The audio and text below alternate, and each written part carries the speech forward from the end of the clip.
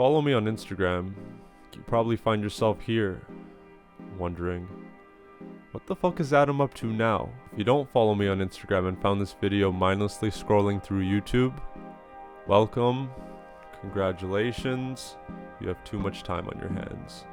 Regardless if you know me through social media or not, what you're going to witness through this YouTube channel is my random, spontaneous, romantic, spiritual, friends with benefits, Netflix and chill, autoerotic, self-deprecating, existential, imposter syndrome inducing, but above all else, loving relationship I have with film photography and my unwilling desire to tell the stories of my travels, the gear, and the whole 9 yards of the industry. This story is about my recent trip to London and my experience shooting 35mm throughout the city. Check it out. Let's take it from the top. Come on, shine your light on me, sweet Jesus, sweet Jesus. I've been walking in shadows. Death follows me wherever I go. Let's skip the pleasantries and cut to the chase. My name is Adam, but when I'm doing my creative work, I like to be known by my creative persona, So Hip. I've been doing amateur photography since I was in high school, so I like to think by now I know a thing or two about taking a conventional sunset image or photo of the CN Tower. Do I think I'm a good photographer? I approach this question with the same energy your mom approaches you to ask if you like these shoes she found in the clearance section of TJX. No, but they're better than running around barefoot on the elementary school playground and stepping in dog shit. This whole idea of going to London started to coalesce when my friend Bianca accepted a master's program in the city. So what else do you do when a good friend moves abroad semi-permanently? You go there, crowd half their bed, eat all of their food, and then peace the fuck out. If you're a street photographer and have never been to London before, especially if you live in North America, I highly recommend it. The architecture is a lot more detailed, the people are dressed a lot better, and it's a lot of fun to get lost on their massive-ass transit system they refer to as the Oyster, or the Underground, or the Tube. While I was in London, I dwelled in King's Cross, which is this neighborhood in the northern central part of downtown London. It's known for this huge international train station right in the center of it, and you can catch a train to go just about anywhere in Europe. Also, if you're a Harry Potter buff, it's known for having platform 9 3/4, which is the platform you board the train to Hogwarts on. Don't wait for a photo of it because I didn't go see it. The architecture of the station is that grand European style, which is something you don't really find back here in Canada. And it felt really special because this was literally around the corner from where I was staying. The only bell tower I have out here in the burbs is an electronic buzzer for the primary school across the street from my house to get all the 10-year-olds on sugar rushes to stop eating each other's boogers on the playground and come inside and have an actual lunch.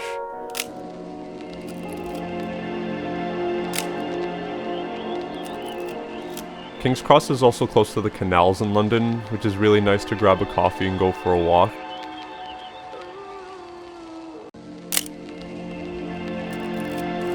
I know Amsterdam is famed for its canal system, but compared for the time I spent in Amsterdam, the vibe is pretty similar. If you brought me here blindfolded, put a blunt in my mouth, and a bunch of sex workers in the windows, you'd have me pretty fooled.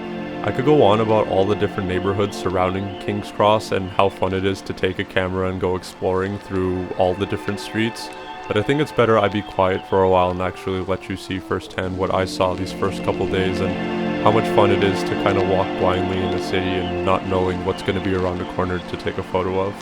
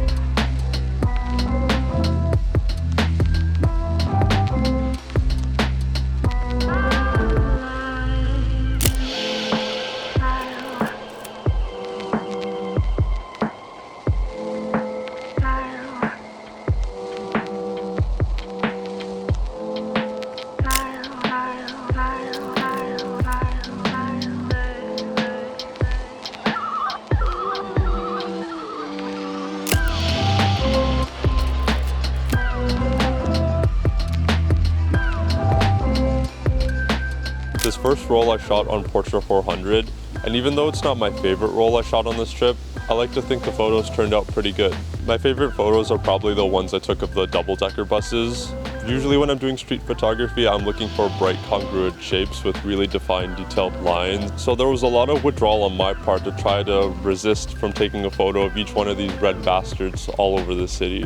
Looking back, these photos definitely remind me of my first impressions of London, which is just this grand spectacle of hustle and bustle and sound and really beautiful architecture. And I definitely explored these characteristics of the city further as I photographed the city more. Later, me and Bianca set out to the south bank of the city, to Greenwich Park. Really spelt out and should be pronounced as Greenwich, but you can roast me in the comments for that later.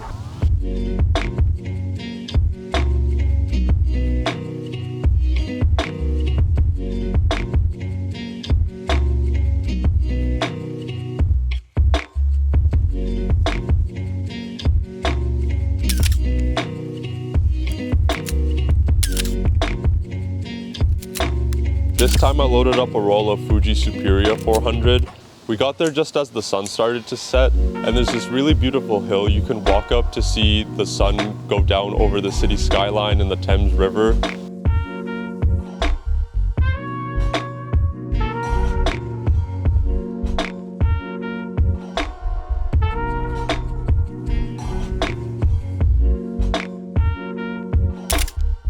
I got some really great photos of the park, but absolutely butched the photos of the sunset. I know earlier I said I was good at taking sunset photos, but hey, who else doesn't have a lie on their resume saying they have 10 years experience exploring the Amazon rainforest looking for invasive species of frog, only to land some unpaid internship doing social media marketing at Walmart.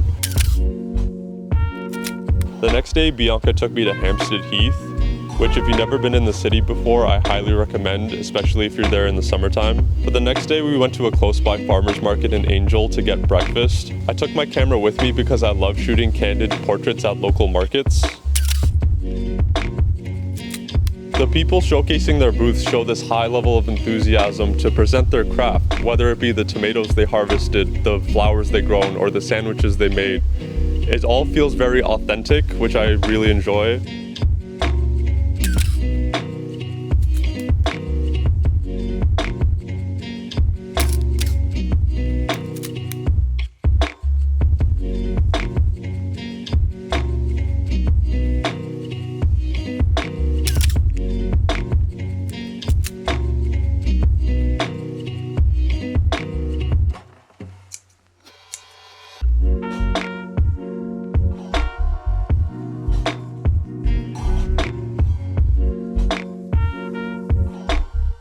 I think it's a very uninvasive way of filmmaking.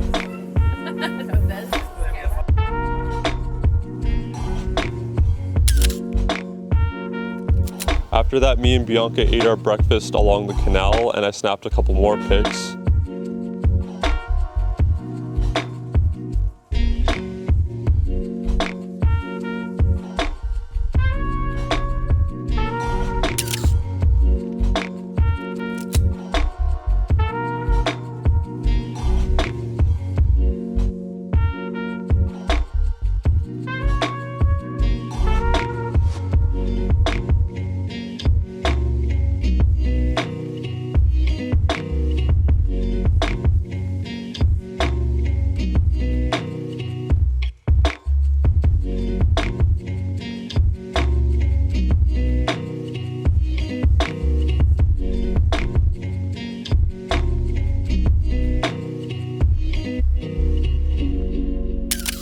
And then it was off to the Heath. If you go to the in popular culture section in Wikipedia for Hampstead Heath, you can find interesting facts about the place, such as, whilst living in London, Karl Marx and his family went to the Heath regularly as their favorite outing. The opening scene from a 1965 film, License to Kill, a low-budget pastiche of old James Bond films, is filmed near the Hampstead Heath station entrance. In the 2017 British romantic comedy film Finding Your Feet, Biff regularly swims in the ladies' pond on the Heath. After her death, her sister scatters her ashes on the pond. Fuck yeah. Popular culture aside, spending the day at Hampstead Heath was quite lovely. Except for one thing. As a Brit, at least in the summertime, the ideal thing to do if you are going to Hampstead Heath is go swimming in the ancient ponds. I think there's maybe like 25 of them. And the ponds are quite picturesque. You get the sense that you're escaping the city, there's no buildings around, and it's just a bunch of locals lounging around the water soaking up the sun. So I didn't know this before going on my trip, but apparently there was some really bad flooding that happened in the Heath a couple days before I arrived. And the flooding supposedly backed up the sewage system into the ponds at the Heath. So no one was really allowed to go swimming in these ponds because this potentially happened. The whole pond was kind of gated off by a makeshift fence. But that didn't stop anybody. That day very much could have been the hottest day while I was in London, and not a lot of places in the city have air conditioning, so a lot of people flocked to the pond that day, primarily for one reason. Murky lagoon sewage water or not, people were in it to win it. You going from here? Yeah, this was the fence.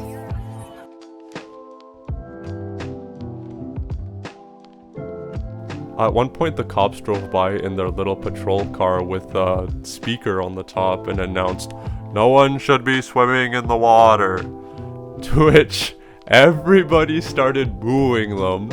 Like the whole place, it was one of the funniest things I've ever seen, and the cops just continued on and didn't stop anyone or arrest anyone. It was just like, it's fucking hot today, we're gonna swim. We don't care what's in the water, we're going in.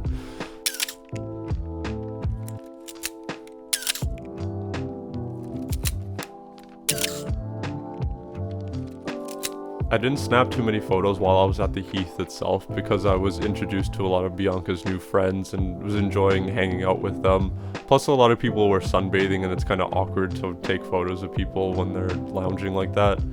But when we were leaving, Bianca and I just missed the bus to King's Cross, and it was maybe half an hour before the next one came. We took this as an opportunity to go explore the neighborhood a bit and see what we could find.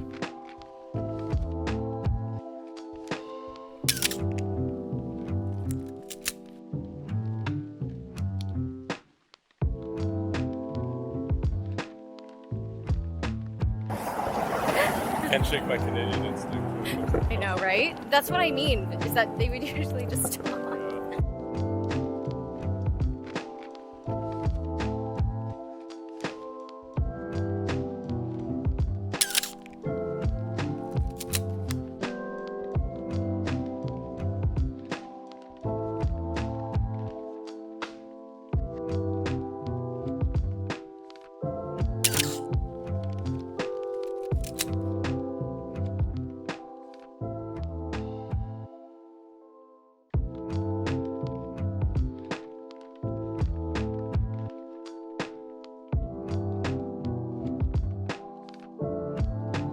Let's see how close I can go.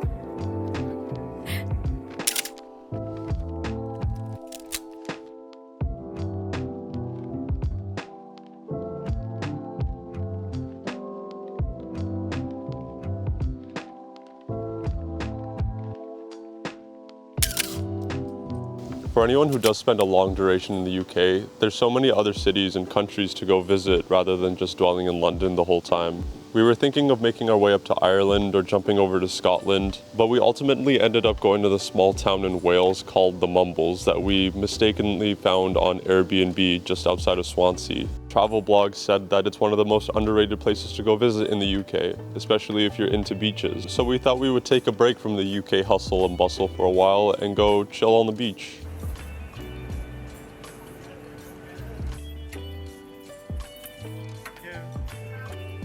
As soon as I got off the train, I started snapping pics, this time loading a roll of Kodak Gold 200.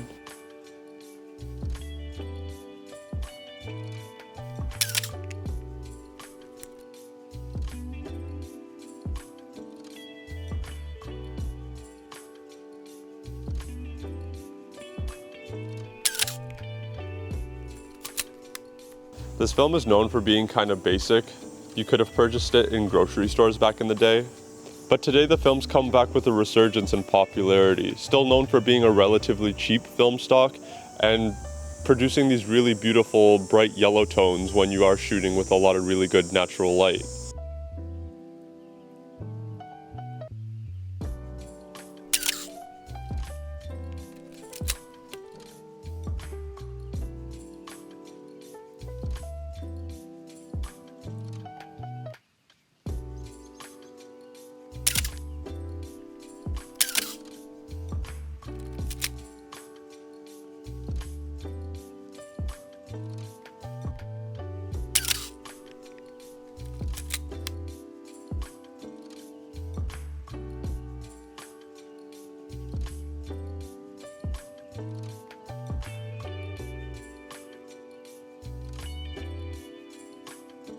The next morning, I woke up early by myself to go take photos of the neighborhood a little bit.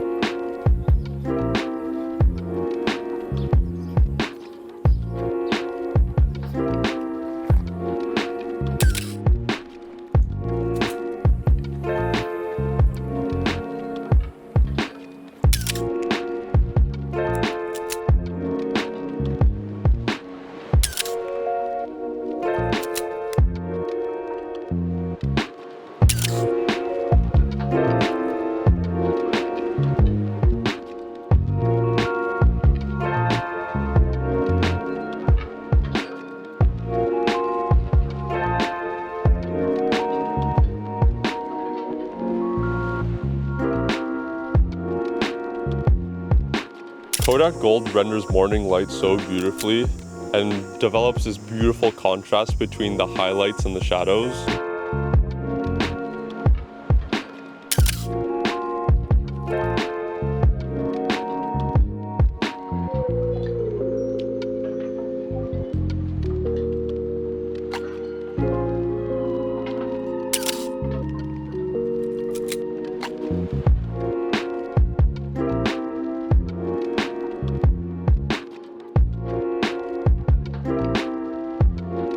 It didn't take me long to shoot through the Kodak 200, and after that I loaded a roll I've never shot before. It's by this newer film stock company called Lomography, and what this film does because of the chemistry on the emulsion is that it turns anything in the frame naturally green, like leaves, purple. I've seen people use this film stock on the internet before, and the purple usually ends up rendering this more muddier tone of purple rather than a crispier, Barney purple.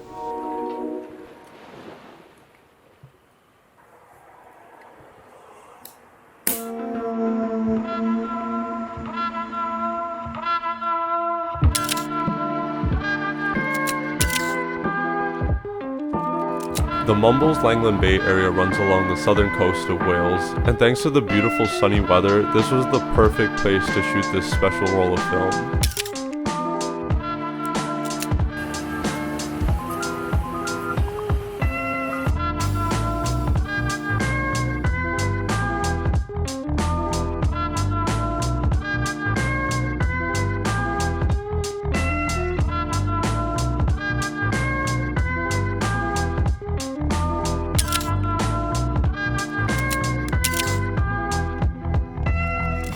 Looking beach.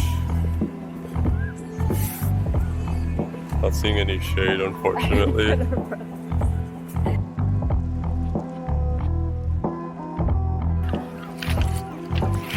Well, yeah, there's rocks everywhere. Yeah.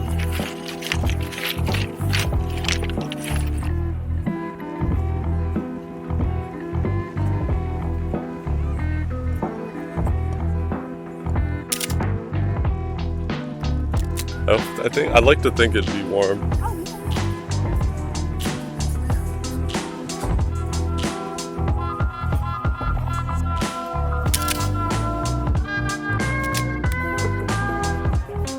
Oh yeah.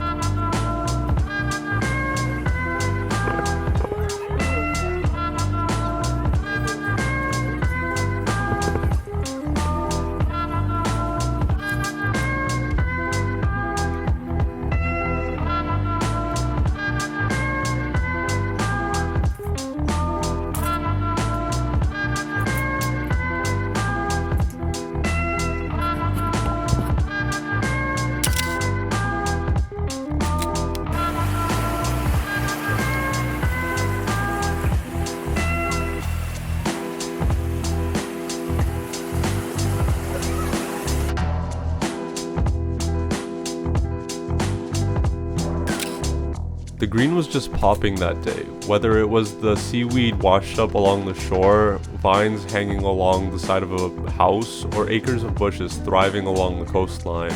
It knew I was coming with this roll of film and it was ready to put on a show.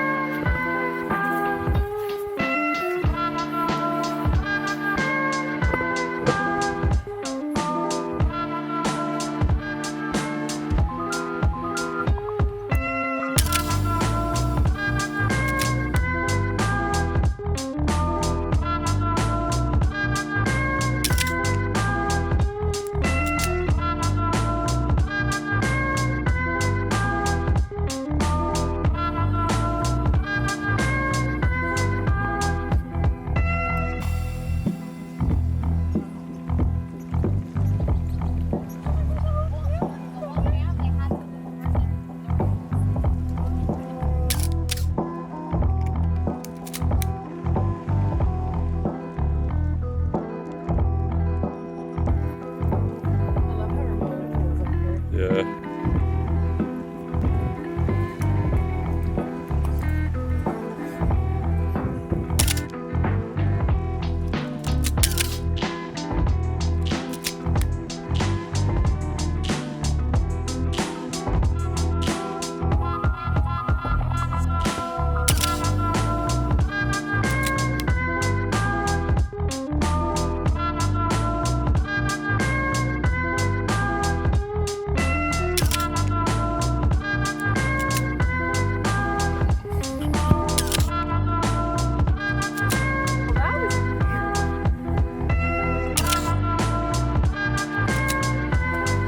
Wanna go to that beach?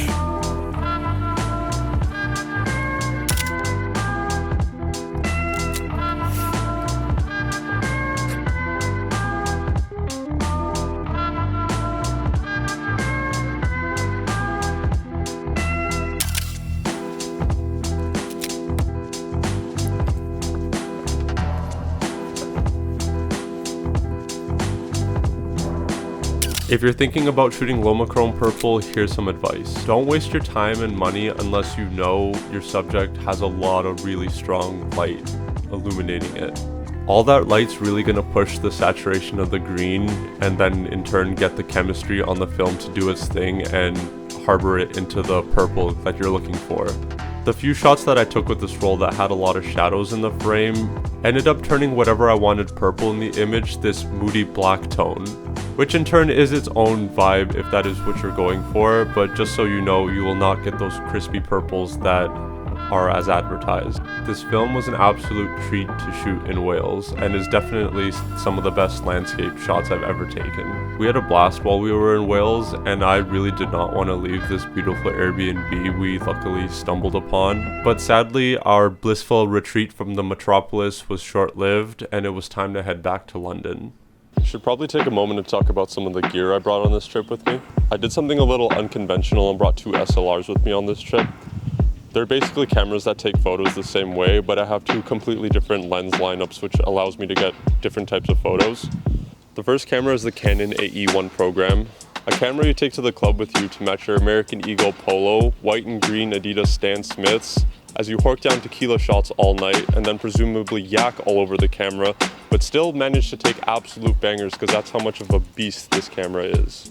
I brought your standard 50mm f1.8 lens and 135mm f2.8 lens that I got on Etsy as a mystery lens, and it ends up taking these pretty cool soft telephoto images that are kind of fun.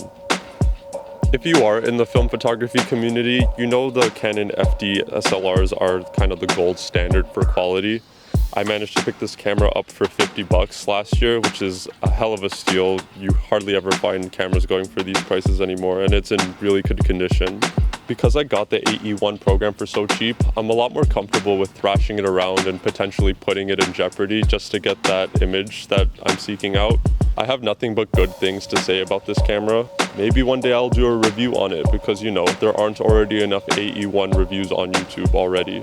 The other camera I brought with me is the Mamiya NC1000S, a camera you bring to the club with you to match your Rick Owens platform Chelsea boots, Isabel Marant mohair sweater, and Bisvim bucket hat as you stand in the corner drinking a Bloody Mary and wonder why no one wants to have sex with you. I guess you could say I'm in the middle of one of these two individuals. The Mamiya I picked up this spring rather impulsively, and I'm really happy that I did. First of all, the shutter sound on this camera, by far the crispiest in my repertoire. Second of all, the design and ergonomics of this camera are just thought out so nicely. Both the shutter speed and aperture dials are around the lens ring, so all my parameters are in one place and I don't look like an amateur when I'm on the street shuffling my camera around trying to see if all my parameters are in check. Here, everything is just in one place and it makes it so easy. Thirdly, the lenses for this camera are extremely sharp. I got this camera with a 50mm f1.4 and a super rare 60mm f3.5 fisheye lens that I cannot find for sale anywhere on the internet. This fisheye lens is incredibly fun to use. It's how I got all these warped street shots that viciously upset any flat earther viewing them. This lens gets such a wild field of view that if I hold the camera up to my face in portrait, I can actually see my feet as I'm standing in the frame, which is pretty nuts. When we got back to London, I got my own Airbnb for the last couple days because I have an irrational fear of being a burden. And let's be honest, no one wants the human equivalent of Marmaduke crowding their quarters with dirty laundry and hay fever sneezes in the middle of the night. Jokes aside though, Bianca is an incredible human being to go travel anywhere with. Me and that woman just get each other, and there was never anything the other person didn't want to do, which is really important when you're traveling as a photographer. She never made me feel like I was slowing things down when I took a minute or two to compose an image, and I'm incredibly thankful for her because of that and all the friends and things she introduced me to while I was in London. So this next roll of Portra 400 was on the first night I went out to go explore London solo. I didn't have to worry about catching up with anyone because I was going out alone and I didn't know anybody. I didn't have to worry about where I was going because I didn't know where I was going. I didn't have to worry about my phone because I didn't have any service. To worry about how much money I had because I didn't need anything, didn't want anything. A night of no expectation, just a camera, my 2 feet, and the city of London.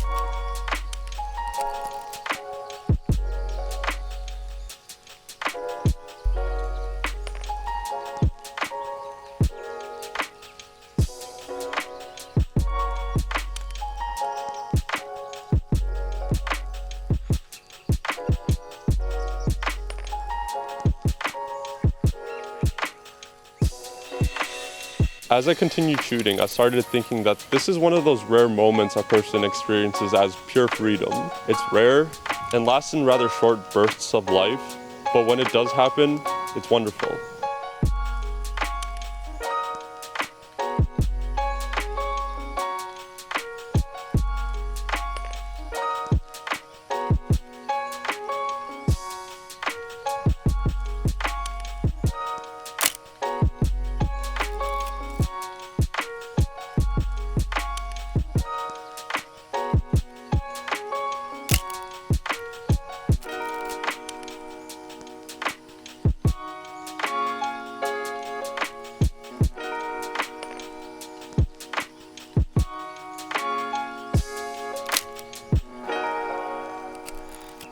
I went as far to take this energy a step further and get out of my comfort zone a little bit. I wanted to ask people to take their portraits on the street, something I've tried very scarcely during my time as a photographer, but wanted to get more confident with. I feel like now, because everyone has a camera in their pocket that's connected to the internet, being asked to take a photo of a random person on the street stirs up a lot more confusion rather than understanding. When photography first came about, the purpose was mainly for documenting.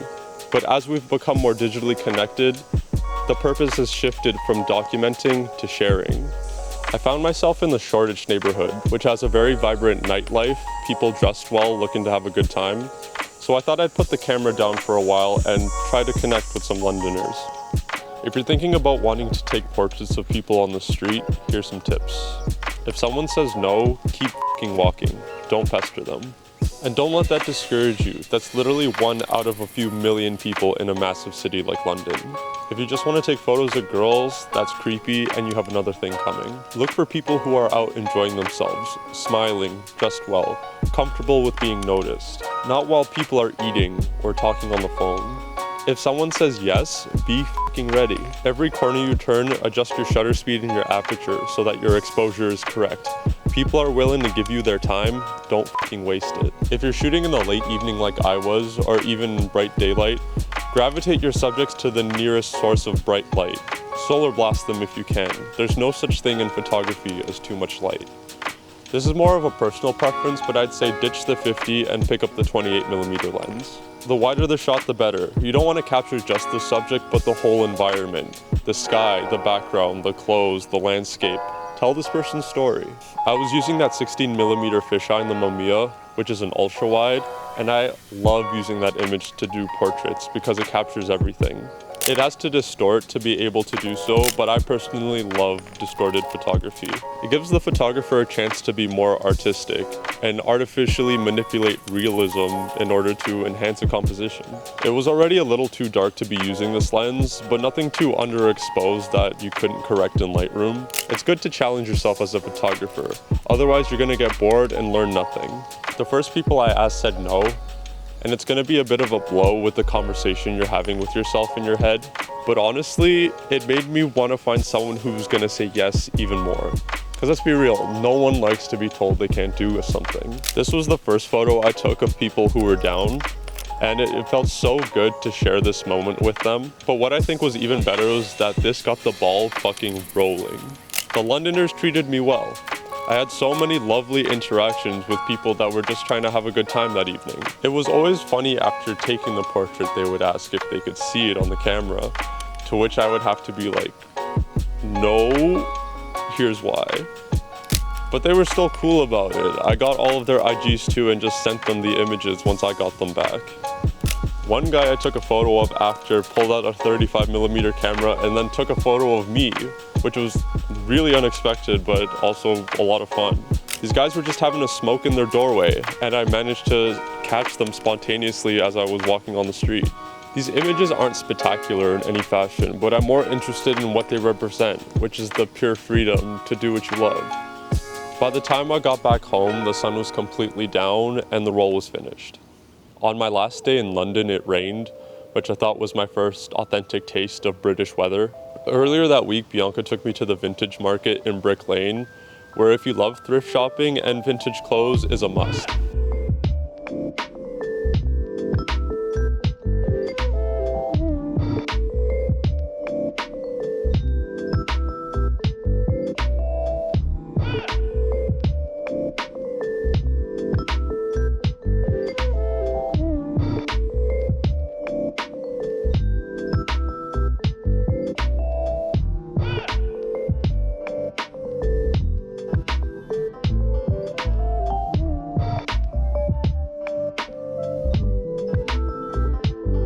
There's signs hung on the outside of the building that say the Mecca of vintage, which I can definitely attest to because it blows everything I know about vintage in Toronto out of the water.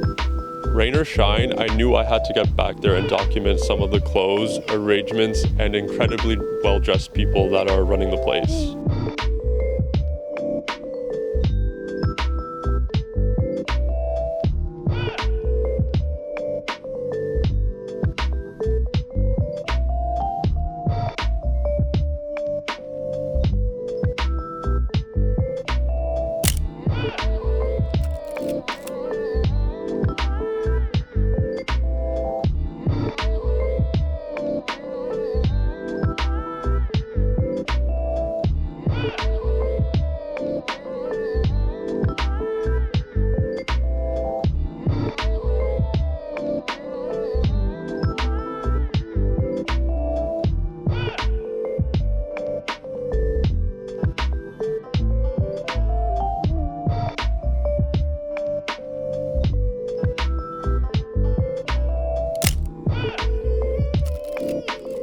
I love thrift culture, and this was definitely an amplified side of it that I've never seen before.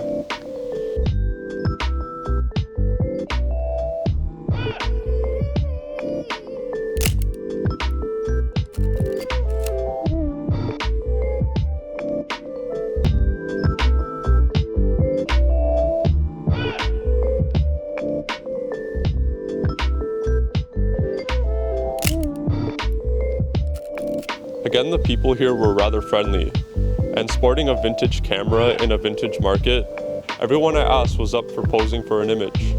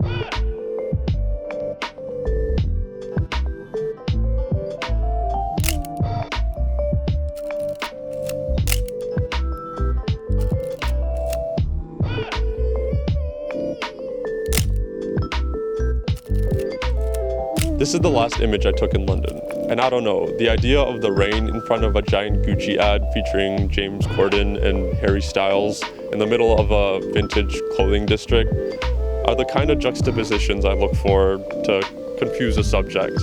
I don't know, just in the doorway I was waiting for the rain to stop, it seemed like a cool composition.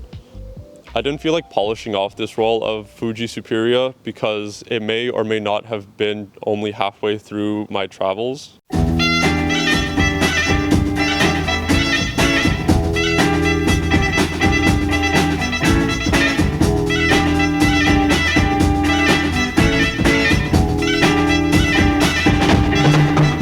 But that's for another video. Overall photographing in London, 10 out of 10. The people and the sheer amount of things to do, 10 out of 10. Crossing the street in London, 0 out of 10. They even write it for you on the road which way to look when crossing the street, and I still managed to get almost run over on multiple occasions. So if you made it this far in the video, I appreciate you. Sorry all the peaches are gone. Mother Nature couldn't give two fucks on any artsy depth of field and color composition I originally wanted. I also want to give a shout out to two channels on YouTube that inspired me to do this, which is Grainy Days and Negative Feedback. These are two photographers that really don't take themselves seriously but still manage to get incredibly great portraits and landscape shots. I think Jason's incredibly knowledgeable about a lot of different film photography aspects, and he's really funny when he tries to teach you about them. And George just has this very free-spirited attitude with photography. He's what inspired me to want to do a monologue in my garden. You know what they say, imitation is the greatest form of flattery. I'll link both of their channels below so that you can check them out for yourselves. More videos definitely coming soon. If you like this one, then actually like it. Help me plant seeds in this incredibly confusing YouTube algorithm so that more people can watch it. Leave a comment or DM me on IG if you have a story about yourself photographing in London or just want to talk film in general. I'm all ears. Well, actually 2 years. 1 ear if you see me in public and hit me with the Van Gogh challenge. I look at them and they very accurately depict the light of what it was like when I was actually there.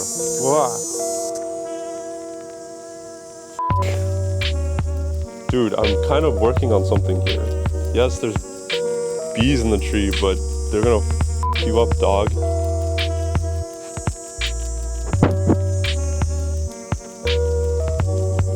What are you gonna do? That's as high as the tree goes. Yeah, he's gone now. Thank you for telling him to f off. He was being way too loud. Can you get down now? This is Chester, by the way. I hope you can see him. I hope the image is wide enough. Yeah, you're gonna go down? Are you done? I see ya. Where was I? Yeah, trying to talk about this film stock. Oh my goodness.